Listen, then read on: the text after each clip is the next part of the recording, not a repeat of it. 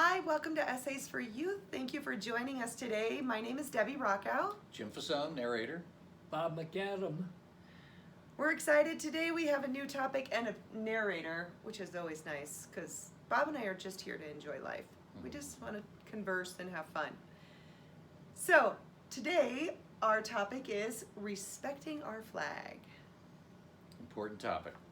So, here we go, Respecting Our Flag by Bob McAdam. The most iconic and dramatic depiction of our American flag is undoubtedly the image of it being proudly hoisted by 6 servicemen after a ferocious battle and American victory at the island of Iwo Jima in World War II. Americans have every right to be proud of our flag, which symbolizes a strong, benevolent, and humanitarian nation. It was our American flag flying at the Battle of Fort Sumter that inspired Francis Scott Key to write our national anthem, the Star-Spangled Banner. Because our flag is to be revered and honored, a U.S. flag code, which is U.S. federal law now, was adopted in 1923. While the code has been modified several times since, its essential idea is to guide us in our behavior toward the flag.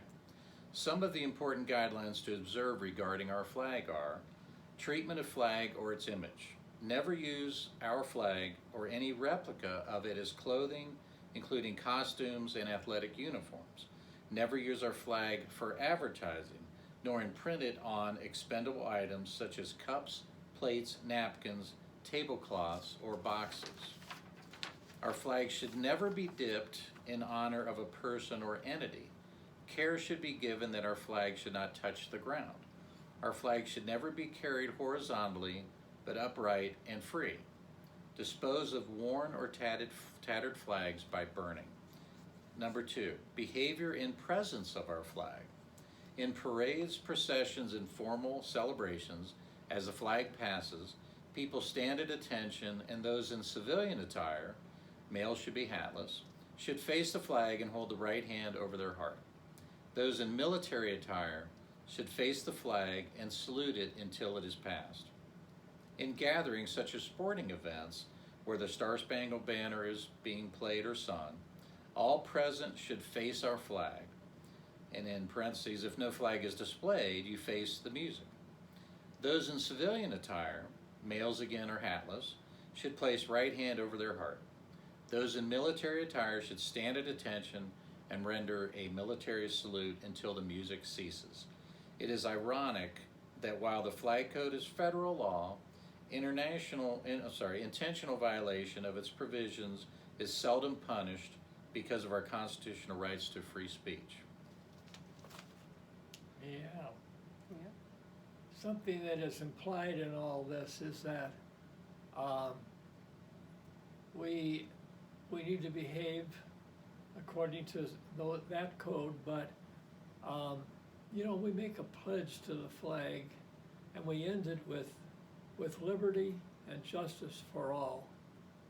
And in sporting events, sometimes people have not stood for the playing of the anthem or the pledge to the flag, and they've been criticized for it. And one of the important things here is that they have the right to express themselves freely, and especially if they have a good cause for it. And that's happened recently, and we've criticized the people because they didn't stand for the flag or the music. And I think that we need to give a lot of thought to people who use their right to free speech. When they think of the pledge, they think of with liberty and justice for all, and they know that America is not living up to its pledge. It's an excellent point. You think about the flag as a symbol or representation of everything that our country was founded on, and the First Amendment is freedom of speech. And if it, for whatever reason, if you don't believe that the flag represents what it should, then it is your right, through the founding fathers and the way the Constitution was written, that you have a right to say what you want. And if you disagree, then you show you disagree. And usually that creates at least attention, if not sometimes change.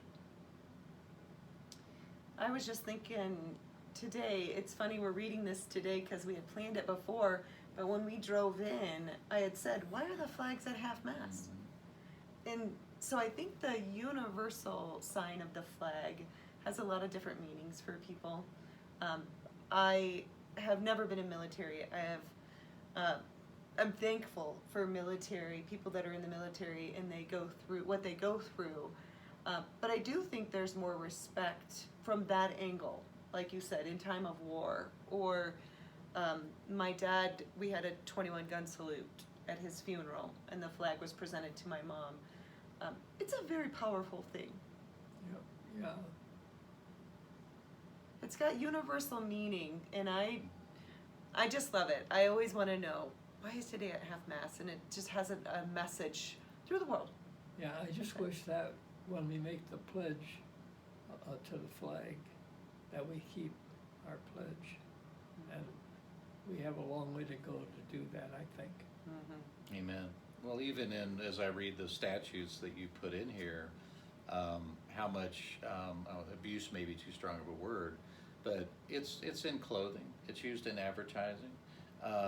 So people have, I believe, over the years, for whatever reason, a lot of different reasons, and not just personally, but I think from a societal standpoint, have lost some of the true meaning of what the flag represents. And the symbolism. And when you give an inch, you give a mile, and then it becomes more acceptable that, well, the flag can be used on a golf shirt or on a car ad or something of that nature, or I don't really have to stand up for the Pledge of Allegiance because it's a commercial, right? Especially for younger people, which is the whole point of Bob's Essays for Youth, is to consider some of these really important things and think on them, to think about them. Right. Thank you for bringing up those points. I hope that it's not lost and that kids, generations to come, understand that and know not to wear your hat, to be respectful, and view it with justice for all.